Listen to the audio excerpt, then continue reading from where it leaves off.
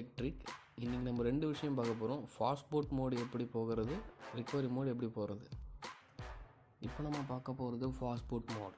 Fastboot mode வந்து most of the android டிவைசஸ்க்கு volume down கீயும் பவர் கீயும் அமுக்கி ஹோல்ட் பண்ணி 1 or 2 செகண்ட்ஸ் பிடிச்சிருந்தோம்னா ஃபாஸ்ட்பூட் மோடுக்கு என்ட்ரு ஆகிடும். ஃபாஸ்ட்பூட் மோடு வந்து சில யூசஸ் இருக்குது. அந்த யூஸு வந்து ஃப்யூச்சர் வீடியோஸில் உங்களுக்கு நான் சொல்கிறேன்.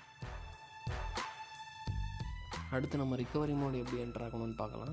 ஃபஸ்ட்டு உங்களோட மொபைலை சுவிட்ச் ஆஃப் பண்ணிக்கோங்க. இப்போ உங்களோட வால்யூம் அப் பட்டனும் பவர் பட்டனும் press and hold for 2 seconds.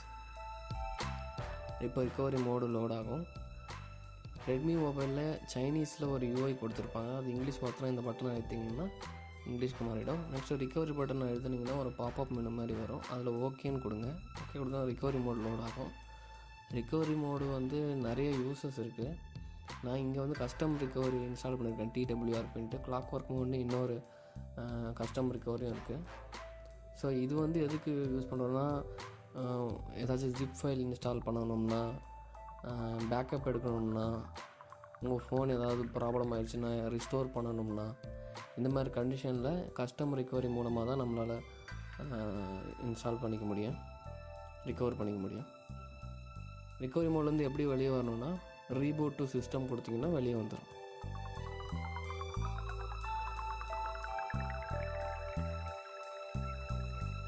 உங்களுக்கு எக்ஸ்ட்ரா போனஸ் டிப் ஒன்று சொல்கிறேன்.